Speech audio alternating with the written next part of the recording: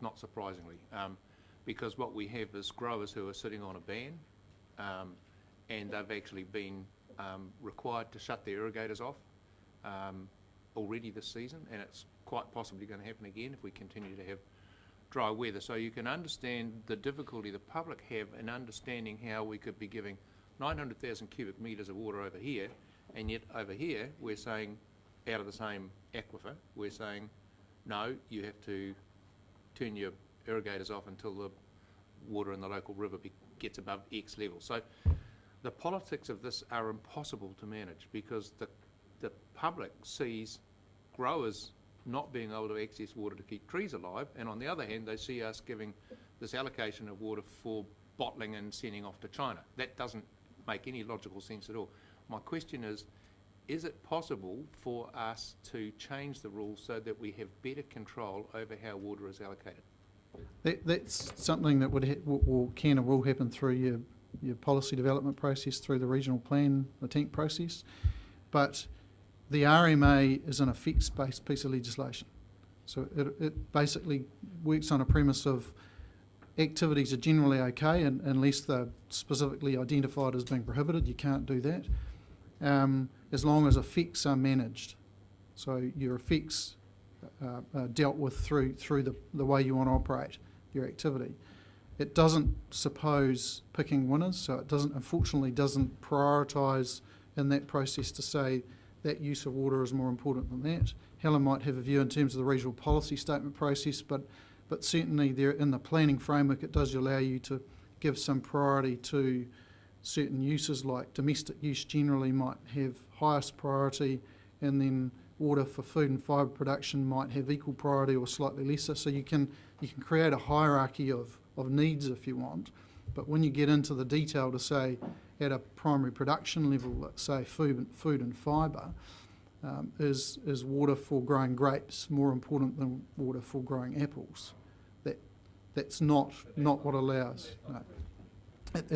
It certainly can give precedence to saying is a domestic use more important than an industrial or a food and fibre type one. But we don't currently have that in our plan. It doesn't. We can't reach for that and say, here's a framework to apply it to. Might come through the TENC process, and in the meantime, it's first in, first served, and we, as long as it's reasonable, it's efficient, and effects are managed, we can't say yes or no based on a judgment as to what the water is ultimately used for. Just a follow-up question to that. You note correctly that it's first in, first served, which I've never thought was a particularly sensible management regime. It's like a race for the Klondike. Is there an alternative that is possible to have for the allocation of water, and how might this council go about exploring the options for an alternative?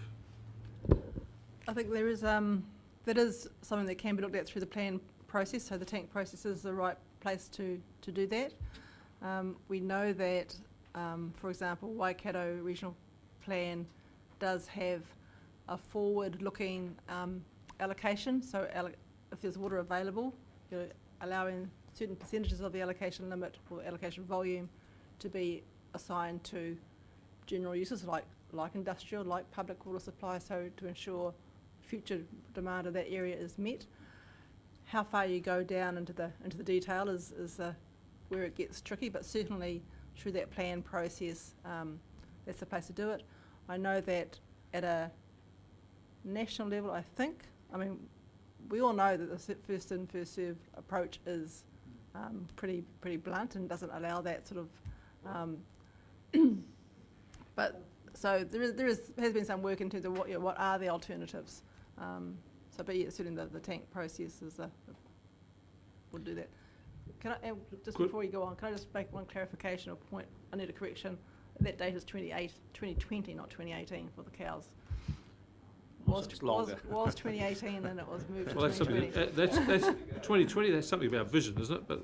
But could I ask for the staff to prepare put to the Environment Committee a high-level paper setting out these issues so we can consider them. I mean, we've had a discussion there.